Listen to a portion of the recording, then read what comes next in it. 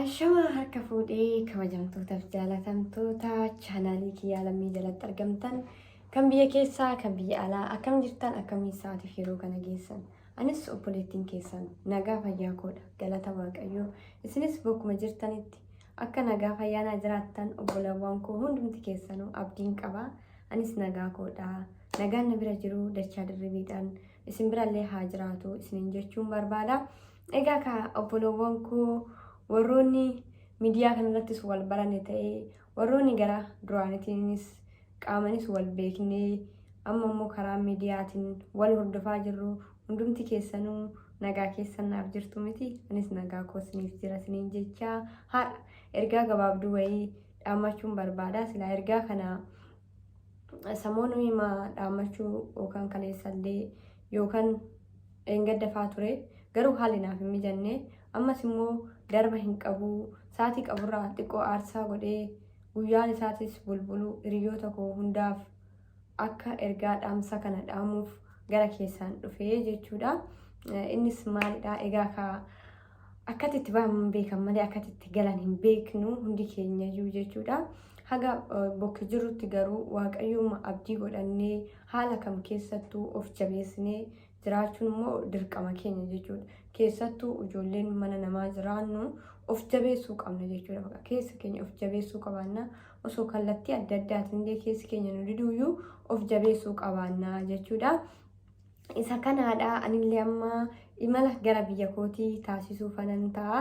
Kanaafi silaa kaleefeen gadda osoo fiignatti tolee viidiyoos ni hojjedhee asumaanis nagaatti isiniin jedhee asumaanis yaada ergaa qabu tokko si wajjin taphadhe natti tolaa tureeyyuu garuuti immoo duraayyuu viidiyoon gara koomantiitiin gaafii gaafatamee viidiyoon osoo hin hojjetin hagammaa na bira jiru jira jechuudha.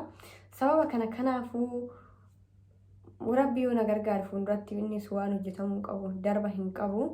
Isiniin jechuun barbaada kunis immoo asumaanis yoonaan viidiyoo kana har'attis isiniif gallakkisuu baadde yeroon biyyas galee waayifaa argadhee edit godhee isiniif gallakkisa isaa jedhu tokkoonaan har'a viidiyoo kana isiniif waraabaa jira jechuudha. Egaa kana fakkaataa jireenyi biyya namaa bu'aa bahii hedduu qaba. Bu'aa bahii hedduu keessa dabarsaniitu immoo nagaan biyya ofiitti galuun waan tokko waan guddaadha. Isiniin jechuun barbaada xiqqoon asirratti guyyoonni kiyya dirqama kootee osoo hin dhumatin daftee naa kuttee malee wanti qirnatti hin jiru galuudhaaf bara kana kaayyoon qaba jechuudha. Hundumaafuu galata waaqayyooti. Galata isaa jedhanii fudhachuudha immoo maaliif akkana ta'e osoo jedhanii ofitti gadduus hin taane gadduunis osuma jiru immoo of jabeessuudha jechuudha. Kana isiniin jechuun barbaada obbolaawwan koo. Kanaafuu jireenyi mana namaa baay'ee ulfaataadha. Of jabaatan malee karaa adda addaatiin qormaan namatti baay'achuu danda'a. Qormaata san immoo obsaadhaan dabarsuudha hin beektanii isinii warroonni keessa tutturtan keessattuu warroota haarawaa dhufan yoo ta'e malee warroonni keessa turre hagam akka obsaan dabarsinu hin beekna. Isa caalaas immoo jechuudha. Warroonni miidiyaa kanarratti wal barree miidiyaa kana karaa adda addaatiin dhossaadhaan karaa hin beekneen boru nama taana boru ittiin jijjiirramna. Ofiif jijjiirree kaanee yookaan saba keenyaaf taana kan jennee aarsaa irratti kaffallee asiin geenye galata waaqayyoo jechuudha. Hundumti keenyayyuu jechuudha. Maaliif hunda namaatii miti carraa kanaayyuu argatanii karaa kanattuu fayyadamanii mana namaa keessa taanii yuutuuba hojjetu jechuun hagam akka ulfaatu akkamitti sa'aatii isaallee akka guunne hin beekna jechuudha. Walumaan beekna hagam akka rakkachaa sa'aatii isaa kana guunnee jechuudha. Kanaafuutu immoo ofitti gammaduu qabaanna. Carraa kanaayyuu argachuu keenyaan ofitti gammaduu qabaanna isiniin jedha. Keessattuu warroonni carraa kana argattanii haala taane keessa teenyee biyya namaa keessa teenyee waraabne waaqayyo osoo haala nu mijeessee yoo biyya keenya galle baduu baanne natti tola dhugaa waaqayyoo dubbachuuf jechuudha. Hundumaaf immoo waaqayyoon haala namaa mijeessu hundumtuu kan isaatiin ta'a waan ta'eef anis hin beeku waaqayyo garuu haala naa mijeessaa. Akkuma barbaadillee ta'u torbantillee si'ata akkas ta'u hin badun jedha. Akka eeyyamaa fi qaala waaqayyootti maafaan yookaan daatas hin guunne. Kanaafuu isiniin jechuun barbaada. Silaa waayifaan immoo sirreeffamaa jiraatee yookiin sirreeffamee hin beekamu. Haalli biyya keenya akka mana namaa kanaa miti hin beektaa waan ta'eef maabiraatiif badaa waayifaan sun sirriitti nama hojjechuu dhabuu danda'a.